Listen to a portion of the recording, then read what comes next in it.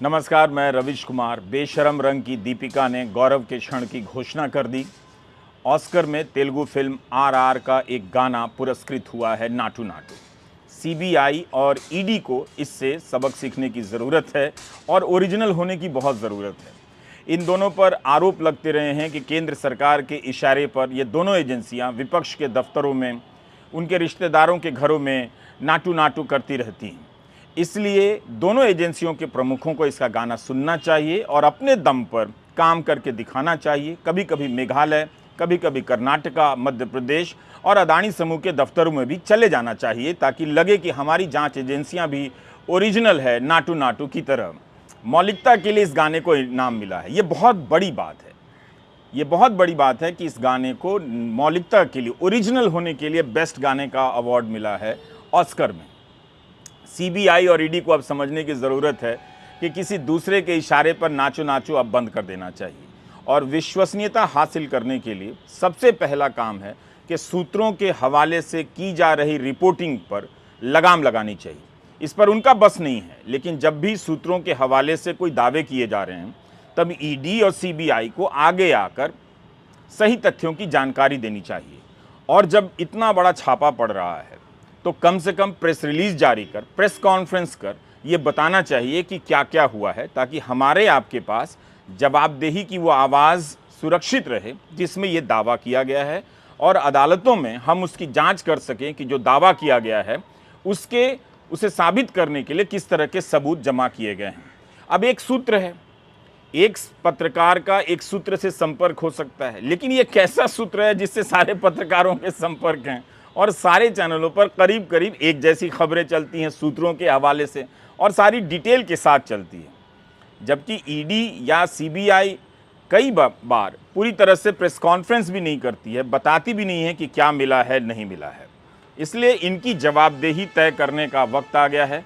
सूत्र जो संपादक बने हुए हैं उनसे सावधान रहने का वक्त आया है। पिछले दिनों लालू प्रसाद यादव और उनकी बेटियों के यहाँ छापे पड़े, 24 ठिकानों पर छापे पड़े। तेजस्वी यादव और उनकी गर्भवती पत्नी के यहाँ भी छापा पड़ा।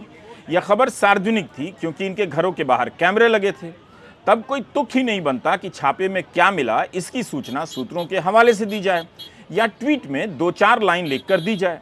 ऐसा लगता है कि कोई ख़ास तरह से कवरेज करवाना चाहता है। इनके पास ठोस सबूत नहीं है, इसलिए सामने नहीं आना चाहते हैं। तो समय आ गया है कि ऐसे छापों के वक्त सभी जानकारी रखने वाले सूत्र महोदय को सामने लाया जाए और उन्हें मीडिया और देश की जनता के सामने हाजिर किया जाए। जिस तरह से राष्ट्रीय जनता दल अपने ट्विटर हैंडल से जांच एजेंसियों के दावों को, मीडिया की रिपोर्ट में किए गए दावों को रिजेक्ट कर रहा है, चुनौती दे रहा है, उसके बाद भी अगर ये जांच एजेंसियां सामने आकर सही तथ्य नहीं रखती हैं या उन तथ्यों की पुष्टि नहीं करती हैं तो ये बहुत दुखद है। क्या कर सकते हैं? जिस घटना का इतना मीडिया कवरेज हुआ है या करवाया गया है कि छापे के समय ये मिल गया, वो मिल गया, वो कितना सही है हम सबको जानने का हक है। अदालतों में ये मामला बहुत लंबा चलता है, कई साल लग जाते हैं। जिस मामले में छापे पड़े हैं वो मामला खुद 2017 में प्रकाश में आया था और अभी तक छापे वगैरह वगैरह में ही सारी बातें और ख़बरों में ही सारी बातें घूम रही हैं। 11 मार्च की शाम ईडी ने ट्वीट किया कि ज़मीन के बदले नौकरी घोटाले के संदर्भ में 24 ठिकानों पर छापे मारे गए हैं। 1 करोड़ की राशि मिली है, $1900 की विदेशी मुद्रा मिली है, 540 ग्राम सोने का सिक्का मिला है और 1.5 किलो के जेवर मिले हैं। और इन छापों से अवैध तरीके से कमाई गई करीब 600 करोड़ की संपत्ति का अब तक पता चला है। ईडी के इस ट्वीट में बहुत कम जानकारी है। मतलब इस ट्वीट से पता नहीं चलता कि 24 ठिकानों पर छापे पड़े हैं तो 1 करोड़ कैश कहां से मिला, कितना कितना मिला, किस बेटी के घर से कितना मिला और इसका संबंध ज़मीन के बदले नौकरी घोटाले से कैसे है। 1.5 किलो सोने की ज्वेलरी मिली है, जेवर मिले हैं। 3 बेटियों और एक गर्भवती बहू के यहाँ छापा पड़ा है। तो ये ज्वेलरी, ये जो जेवरात हैं, क्या बहुत ज़्यादा हैं और ये किसके हैं, किसके कितने हैं? सरकार वैसे हिंदी प्रेम में डूबे होने का दावा करती है, हिंदी खूब बोलती है, लेकिन ईडी ने अपनी ये जानकारी अंग्रेज़ी में ट्वीट कर दी। ये हिंदी में भी सूचना दी जा सकती थी ताकि अनुवाद में किसी से कोई गलती ना हो। इस बार राजद और तेजस्वी यादव ने ईडी को सार्वजनिक रूप से चुनौती दी है कि जो दावे किए जा रहे हैं उससे संबंधित जो भी पंचनामा बना है उसे सार्वजनिक कीजिए। कहीं भी छापा पड़ता है तो जिन चीज़ों को बरामद करने का दावा किया जाता है उनकी एक सूची बनती है और दोनों पक्ष उस पर दस्तखत करते हैं कि आप हमारे घर से ये चीज़ें लेकर जा रहे हैं। इसे पंचनामा कहते हैं। अब जब इतनी बातें हो रही हैं मीडिया में तो वो पंचनामा क्यों नहीं सार्वजनिक किया जाता है, या फिर जो ये सूत्र है उसे क्यों नहीं गुप्त रखा जाता है, ताकि वो सारी बातें मीडिया को ना बताता फिरे। पता तो चले कि ये सूत्र बैठता कहाँ है, ईडी के भीतर बैठता है या किसी और कार्यालय में बैठता है या किसी और के साथ चलता है। ऑल्ट न्यूज के पत्रकार अभिषेक ने ट्वीट कर दिया कि इससे ज्यादा पैसा तो भाजपा सांसद गिरिराज सिंह के घर चोरी करने वाले चोर के पास बरामद हुआ। चोर ने कबूला कि बरामद बैग में पड़ा 1,14,00,000 नगद, $600 सोने के आभूषण गिरिराज सिंह के घर से उसने चोरी की, जबकि गिरिराज सिंह ने मात्र 50,000 रुपए चोरी की शिकायत दर्ज कराई। इस ट्वीट को तेजस्वी यादव ने रीट्वीट कर दिया है। कर्नाटका में भी एक बीजेपी के विधायक के बेटे के घर से नोटों के बंडल बरामद हुए। अखबारों में यह तस्वीर छपी। कम से कम पार्टी के नेता ही बेटे जी के घर चले जाते, छापे मारते और जो भी नोट है ले आते, पार्टी फंड में जमा कर देते। इस पैसे से पार्टी अपने कार्यकर्ताओं को ही कुछ पैसा दे देती, आर्थिक मदद दे देती। बहुत सारे गरीब कार्यकर्ता काम कर रहे होते हैं किसी भी राजनीतिक दल में। लालू यादव की एक बेटी और दामाद सिंगापुर में रहते हैं, तो उस हिसाब से $1900 का मिलना क्या ये बहुत बड़ी राशि है? इसका जवाब तभी मिलेगा जब प्रेस कॉन्फ्रेंस में ईडी या सीबीआई के अधिकारी सामने होंगे और इन तथ्यों पर सवाल पूछे जाएंगे, जवाब आएगा। क्यों ये इतनी बड़ी बात है? क्या ये बहुत बड़ी राशि है $1900 का मिलना? और इसका किस तरह से जमीन के बदले नौकरी घोटाले से संबंधित है? क्या लोग डॉलर में पैसा दे रहे थे, या जो पैसा कथित तौर पर देने का दावा किया जा रहा है उसे डॉलर में बदला जा रहा था? तो कहां से बदला जा रहा था? ये सारे सवाल हैं जिसके जवाब दिए जाने चाहिए। इसके बारे में भी कहीं कोई विस्तृत जानकारी नहीं है। ईडी के ट्वीट को समाचार एजेंसी एएनआई ट्वीट करती है और उसके ट्वीट को तेजस्वी यादव रीट्वीट करते हैं।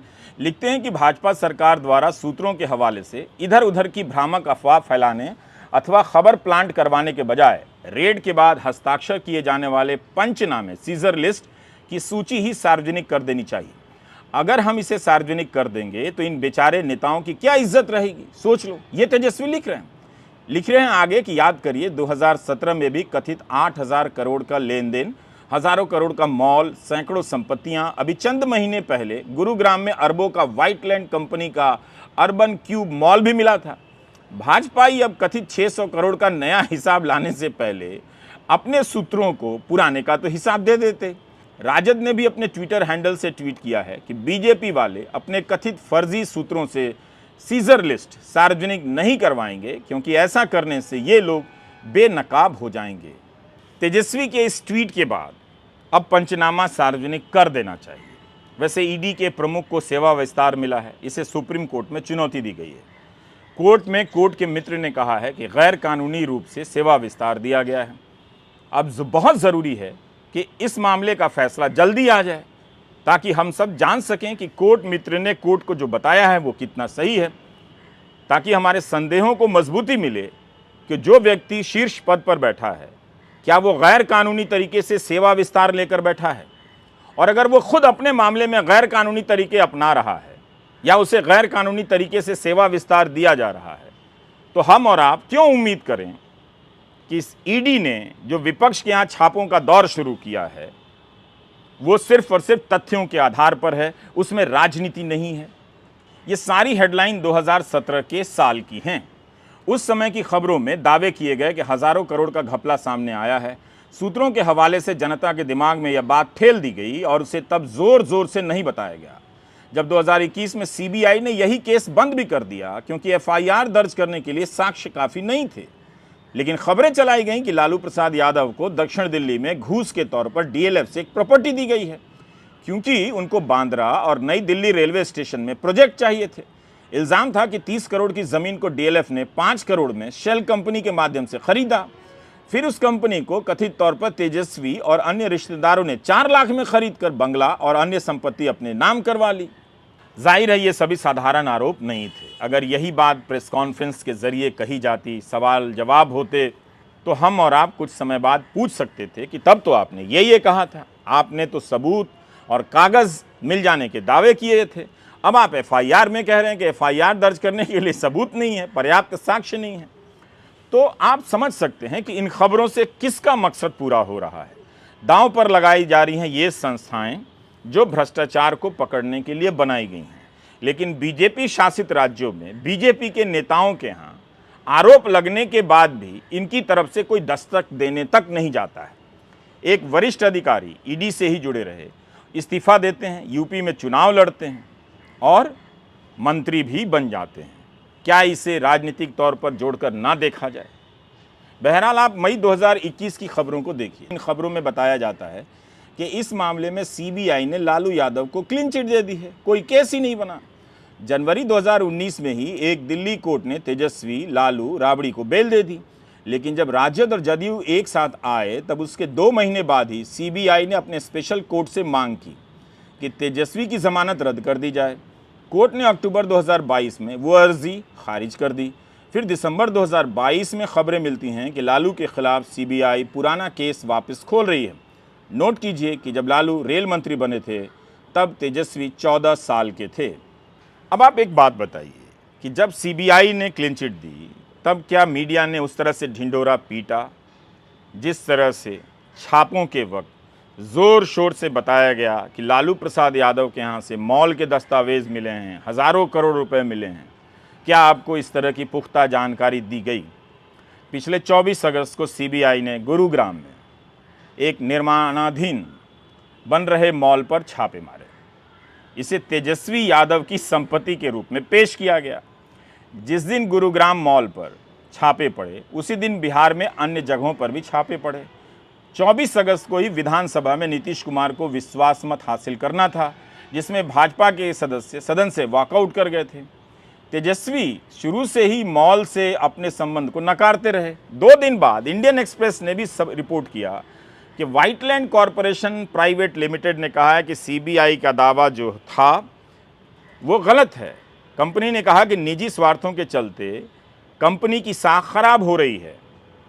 तेजस्वी अब कहते हैं कि जब माल भाजपाई का निकला तो सब चुप हो गए। क्या ये बात सही है? क्या इसकी जांच नहीं होनी चाहिए? यह तो और भी गंभीर आरोप है। अगर प्रेस कॉन्फ्रेंस हुई होती तो ये सारे सवाल पूछे जाते, और हुई भी होगी तो इनकी रिपोर्टिंग उस तरह से नहीं की गई होगी ताकि आपको सारे सवालों के जवाब मिल जाते। तो पिछले साल 25 अगस्त को तेजस्वी यादव कई ट्वीट करते हैं इसी को लेकर, और मैं पढ़ता हूं उसे। 25 अगस्त 2022 को तेजस्वी ट्वीट करते हैं कि जिस कंपनी, मॉल और उसके शेयर्स को गोदी मीडिया के सूत्र मेरा बता रहे हैं वो कंपनी 2021 में बनी। उसके 2 डायरेक्टर हैं जो हरियाणा के हैं। 2 लोगों के पास कंपनी के सारे शेयर हैं। दलाल, बिकाऊ और गंदे सूत्रों के अवलोकनार्थ सारे डॉक्यूमेंट सामने रख रहा हूँ। कुछ शर्म बची हो तो खुद को धिक्कार भेजना। 25 अगस्त 2022 को वे ट्वीट करते हैं कि गुरुग्राम के जिस मॉल को गोदी मीडिया के बेगैरत पत्रकार कथित सूत्रों के हवाले से मेरा बता रहे हैं, उन्हें बताना चाहता हूं कि हरियाणा सीएम के साथ साथ बीजेपी के एमपी और गुरुग्राम की बीजेपी की मेयर ने भी उस कंपनी का अनुमोदन किया है। हर प्रोजेक्ट में ये लोग उपस्थित रहते हैं। सीबीआई से इनकी जांच कराओ। 25 अगस्त 2022 को तेजस्वी एक और ट्वीट करते हैं कि गोदी मीडिया अपने आकाओं के आदेश पर गुरुग्राम की व्हाइटलैंड कंपनी के जिस मॉल को मेरा बता रही है उसका उद्घाटन व बखान हरियाणा के बीजेपी एमपी एवं मुख्यमंत्री मनोहर लाल खट्टर जी ने किया है। कंपनी के प्रमुख शेयर होल्डर नवदीप और डायरेक्टर्स के सीएम खट्टर के साथ मधुर संबंध हैं। अब करो उनकी सीबीआई जांच। 2 दिन बाद 27 अगस्त 2022 को तेजस्वी ट्वीट करते हैं कि 2 दिन पहले गुरुग्राम के जिस मॉल को सीबीआई और गोदी मीडिया मेरा बता रहे थे उनकी पोल खुलने के बाद जब उस मॉल में हरियाणा के मुख्यमंत्री, बीजेपी सांसद, नेताओं की संलिप्तता सामने आई, तब जाकर व्हाइटलैंड कंपनी कह रही है कि तेजस्वी का इस कंपनी और मॉल से कोई संबंध नहीं था, ना है।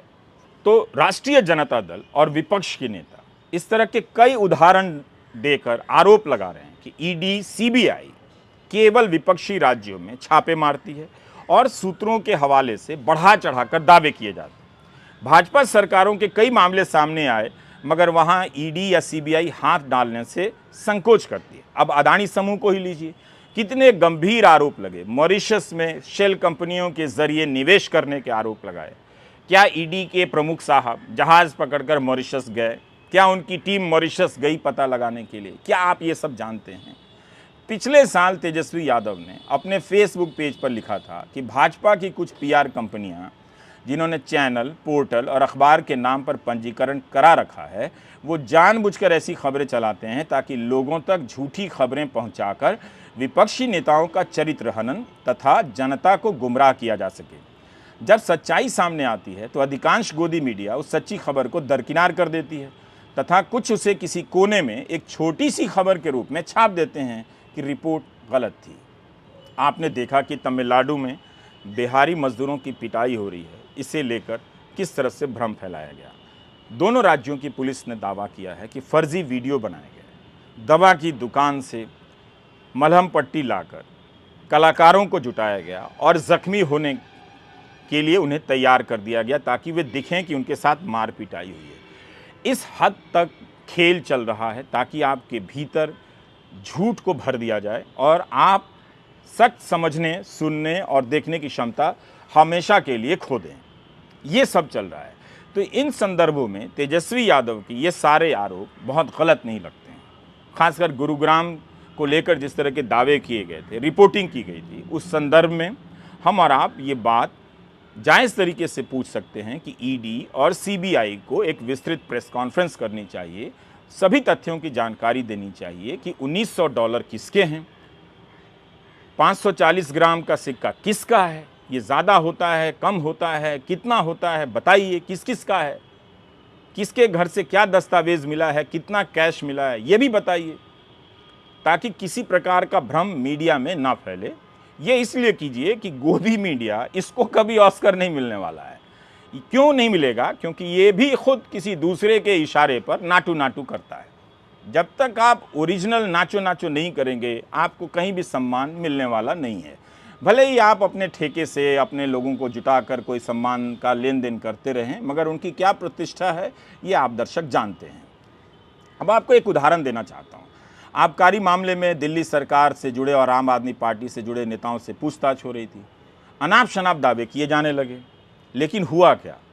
आबकारी मामले में गिरफ्तार विजय नायर ने अदालत से कहा कि जांच एजेंसियां संवेदनशील जानकारियां मीडिया को लीक कर रही हैं, इससे अभियुक्त के अधिकार का हनन हो रहा है। तब जाकर कोर्ट ने नवंबर 2022 में सीबीआई, ईडी से कहा कि सारी प्रेस रिलीज रिकॉर्ड पर लाइए। अदालत ने कहा कि जो आधिकारिक बयान है उसे देखेगी और फिर मिलाएगी कि टीवी चैनलों पर जो चला है वो किस हद तक सही है। अगर कल्पना के आधार पर रिपोर्टिंग हो रही है तो ये हमारे लिए भी चिंता की बात है। तब ईडी के वकील ने अदालत को बताया था कि एजेंसी ने मामले के संबंध में कोई प्रेस विज्ञप्ति जारी नहीं की है। उन्होंने यह भी कहा था कि कोई भी प्रसारण ईडी द्वारा प्रसारकों को दी गई या प्रकट की गई किसी भी जानकारी पर आधारित नहीं था। ये सारी जानकारी हमने लाइव लॉ से ली है। जस्टिस यशवंत वर्मा ने कहा कि समाचार चैनलों द्वारा प्रसारित और किसी भी जांच एजेंसियों द्वारा प्रदान की गई जानकारी के बीच कोई संबंध नहीं है। साथ ही रिपब्लिक टीवी, इंडिया टुडे, जी न्यूज और टाइम्स नाउ समेत अन्य चैनलों को नोटिस भी जारी किया गया। जस्टिस वर्मा ने national broadcasting and digital standards authority (NBDSA) को डांट लगाते हुए कहा कि यदि स्वनियमन केवल दिखावा है तो हमें आपको भंग क्यों नहीं करना चाहिए। NBDSA को यह जांच करने और रिकॉर्ड पर रखने का निर्देश भी दिया कि क्या चैनलों की रिपोर्टिंग प्रसारण के संबंध में निर्धारित दिशा निर्देशों के अनुपालन में थी। तो इस आधार पर तेजस्वी का यह सवाल जायज बनता है कि इतने दावे किए जा रहे हैं, इससे बेहतर है कि पंचनामे में जो भी दर्ज किया गया है उसे ही सार्वजनिक कर दिया जाए। सर, जांच एजेंसी पर फिर सवाल खड़े हो रहे हैं। और ईडी का अब आप बताइए ना, तो हम आपको बता दिए 17 में हुआ तब फिर क्या हुआ, अब 5 साल के बाद फिर हो रहा है और सब कुछ हो गया, तो क्या हुआ? अच्छा है नहीं, उस समय हुआ था। केसीआर की बेटी कविता को हम क्या बोले, एक आदमी का नाम ले लेंगे तो बिना मतलब बेचारे फिर कई चीज बोलते रहेंगे। अब हम हमारे लिए उचित नहीं है हम उनका नाम ले ले कि उन्हीं से जरा पूछिए कि क्या बात हुई थी, लेकिन हम नाम ले लेंगे बेचारे का, तो ऐसे ही पीछे किए हुए रोज बोलना पड़ता है ना, उन लोगों को रोज बोलना पड़ता है। क्या आप जानते हैं कि 2019 से 2021 के बीच ट्रायल कोर्ट ने 11 बार सुनवाई टाली है लालू यादव के केस में, 11 बार। बेशक हर बार के अलग अलग कारण हो सकते हैं, किसी भी पक्ष की तरफ से हो सकते हैं, लेकिन जब हमने इससे संबंधित छपी हुई खबरों को खंगालना शुरू किया तो कई चीज़ें मिली जो हम बताना चाहते हैं। अगस्त 2022 की एक खबर मिली, इकोनॉमिक टाइम्स के राघव ओहरी की रिपोर्ट है। इसमें कहा गया है कि सीबीआई चाहती है कि IRCTC होटल स्कैम मामले में तेजी से ट्रायल हो। इस मामले में लालू यादव, राबड़ी देवी, तेजस्वी यादव और अन्य 11 लोगों के नाम सीबीआई की चार्जशीट में दर्ज हैं। जुलाई 2017 में केस दर्ज हुआ, अप्रैल 2018 में चार्जशीट दायर हुई। जुलाई 2018 में एक स्पेशल सीबीआई कोर्ट ने चार्जशीट का संज्ञान लिया।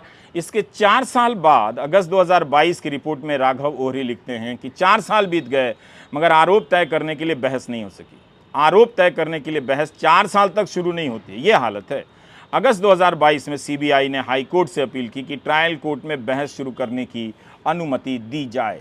तो देखिए कि लालू यादव पर सीबीआई ने आरोप लगाया कि उन्होंने चाणक्य और सुजाता होटल के मालिकों के साथ मिलकर अपनी एक फ्रंट कंपनी के माध्यम से डील की। राजद का एक और काम हो गया है इन दिनों, हर खबर का खंडन करना और सवाल करना। छापे भी झेलो और गोदी मीडिया के झूठ का पर्दाफाश भी करो, बाकी जनता की आवाज़ कब उठानी है उसे भूल जाओ। न्यूज़ 24 ने ट्वीट कर दिया कि तेजस्वी ने 150 करोड़ का घर महज 4 लाख में खरीदा, छापेमारी के बाद ईडी का दावा। इस पर राजद ने ट्वीट कर दिया कि इसके सार्वजनिक दस्तावेज पेश किए जाएं जहां यह लिखा है कि किसी मकान की खरीद महज 4 लाख में हुई है। दूसरा, आज से 15-20 वर्ष पूर्व किसी मकान की कीमत और आज की कीमत एक जैसी ही रहती है क्या? तीसरा, मकान खरीदा जाता है, घर नहीं। ये अंतर जो बीवी छोड़ देते हैं उन्हें नहीं पता होता है। राष्ट्रीय जनता दल और उप मुख्यमंत्री तेजस्वी यादव ने छापे को लेकर छापी जा रही खबरों को चुनौती ना दी होती तो आज ईडी की तरफ से सफाई नहीं आती। इस प्रेस रिलीज में ईडी ने पिछले केस का पूरा ब्यौरा लिखा है और 11 मार्च को जो ट्वीट किया था उसे थोड़ा और विस्तार से बताया है। यह बहुत जरूरी है कि ईडी के अधिकारी कम से कम छापों को लेकर जवाब दे रहें। 350 करोड़ की अचल संपत्ति खरीदे जाने की बात है जब लालू प्रसाद यादव रेल मंत्री थे और 250 करोड़ की बेनामी संपत्ति बताई गई है। कई मामलों में मनी लॉन्ड्रिंग के संकेत मिले हैं जिनकी जांच हो रही है। आप विस्तार से ईडी की यह प्रतिक्रिया पढ़ सकते हैं।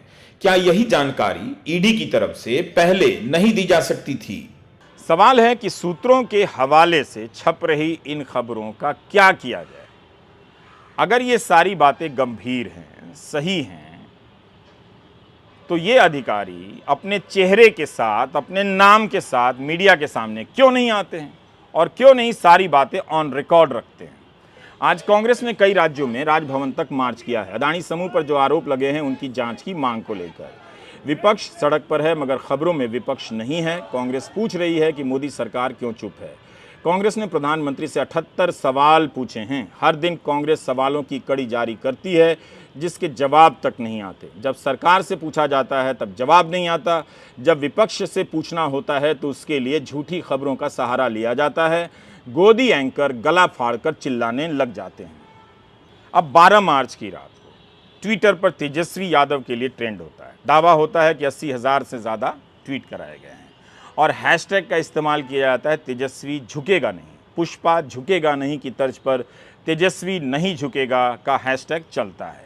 लेकिन इसके बाद भी एजेंसियों की तरफ से तेजस्वी के सवालों पर जवाब नहीं आते। सूत्रों के हवाले से रिपोर्ट की गई बातों पर एजेंसियां अपना पक्ष नहीं रखती हैं। तो कुछ होता नहीं है, केवल ट्रेंड होता है और ट्रेंड गायब हो जाता है। भारत की जनता महंगाई दर से एडजस्ट हो चुकी है। उसे इस बोगी में जैसे तैसे बैठकर सफ़र करने से भी अब दिक्कत नहीं है। एक ही टारगेट है, बस पहुंच जाना। इस तरह की यात्राओं ने उसे उम्मीद की न्यूनतम दर के साथ जीने का आदी बना दिया है। हम नहीं जानते कि इनके जीवन में अखबार कितना है, समाचार कितना है। आबादी का यह हिस्सा खबरों से बाहर हो चुका है। रेल मंत्री आए दिन नए नए चमकदार स्टेशनों की तस्वीर ट्वीट करते रहते हैं। आम लोगों के लिए बरसों से इस हाल में यात्रा करने का अनुभव एक ऐसे बायोडेटा की तरह हो गया है जो कोरे कागज़ पर टाइप तो हो जाता है मगर उससे नौकरी नहीं मिलती है। उसी तरह इन आम लोगों के बोलने से अब हालात नहीं बदलते। स्मार्टफोन के आने और नहीं आने का हल्ला यहाँ नहीं है। जब मिडिल क्लास जानकर भी अनजान बना हुआ है तब आम आदमी क्लास से क्या शिकायत की जाए कि उसे पता ही नहीं कि अदानी का मामला क्या है, जांच एजेंसियों पर किस तरह के आरोप लग रहे हैं, अदालत में सरकार के पक्ष क्या हैं। तो सूत्रों को हाजिर करने का वक्त आ गया है। सीबीआई और ईडी ने जो भी पंचनामा तैयार किया है लालू यादव के केस में, उसे सार्वजनिक कर देने का वक्त आ गया है। ये सूत्र कहाँ छिपे हुए हैं, किस मांद में हैं, इन्हें निकालकर एंकरों को हटाकर इन्हें ही बिठा देने का वक्त आ गया है, ताकि जांच एजेंसियां कुछ वक्त पाएं और मध्य प्रदेश चली जाएं, कर्नाटका चली जाएं, मेघालय भी चली जाएं और हिमंता बिस्वा शर्मा के यहाँ भी चले जाएं जो असम के मुख्यमंत्री हैं। जब वे कांग्रेस में थे तो अमित शाह आरोप लगाते थे कि इन पर लगे सारे भ्रष्टाचारों की जांच होगी। अब ये बीजेपी में हैं, तो जब कर्नाटका में 40% घूस लेने के लिखित आरोप लगाने के बाद भी ईडी और सीबीआई जांच नहीं कर रही है, तो यहाँ क्यों जांच करेगी? तो खाली वक्त में ईडी और सीबीआई क्या करेगी? ऐसे तो तनख्वाह नहीं लेगी। इसलिए भी वो विपक्ष के नेताओं के यहाँ चक्कर लगा रही है और सूत्रों के हवाले से दावे करवा रही है। तो हम इस मोड़ पर आ पहुंचे हैं। यहाँ से कहाँ जाएंगे ये आप बेहतर जानते हैं। नमस्कार, मैं रविश कुमार।